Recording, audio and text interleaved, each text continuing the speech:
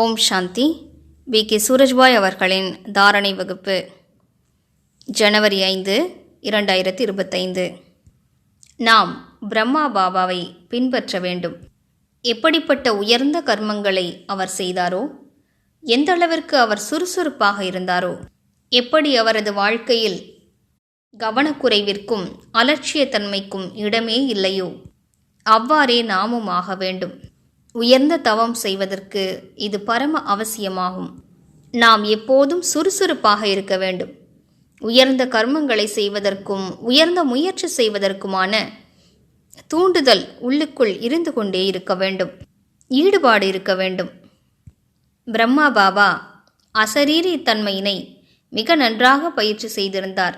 நாமும் அவரை பின்பற்றி அவரை போன்றே முழுமை நிலையை அடைவோம். பாருங்கள், மிக உயர்ந்த தியாகம் அவர் செய்திருந்தார். அவரது சமர்ப்பண உணர்வும் மிக உயர்ந்ததாக இருந்தது. மேலும் அவர் மிகப்பெரிய வைராக்கியம் நிறைந்தவராக இருந்தார். இந்த 3 தாரணைகளும் தவத்தின் மூலத்தில் இருக்கின்றன. தியாகம் செய்யாமல் தவம் செய்ய முடியாது. அவரோ தனது அனைத்தையும் தியாகம் செய்துவிட்டார். மேலும் முழு வாழ்க்கையும் எங்குமே நான் என்ற உணர்வினை சுயத்திற்குள் அனுமதிக்கவே இல்லை. இந்த நான் என்ற உணர்வு யோகத்தில் மிகப்பெரிய தடையாக அமைகிறது. எனது என்ற உணர்வு வந்துவிட்டால் ஏதாவது பந்தனத்தில் நாம் மாட்டிக்கொள்கிறோம்.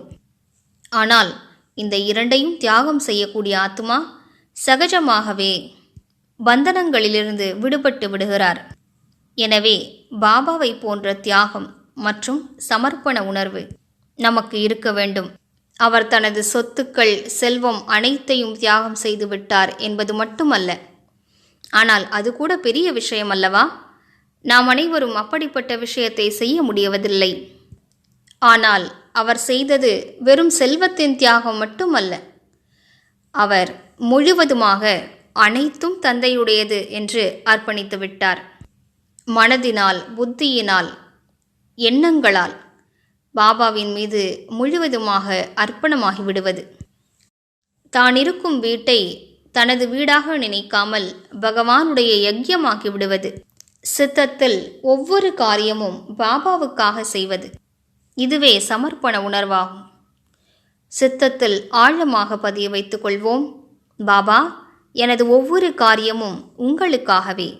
நமது கர்மங்கள் அனைத்தையும் பாபாவுக்கு அர்ப்பணித்து கொண்டே செல்வோம்.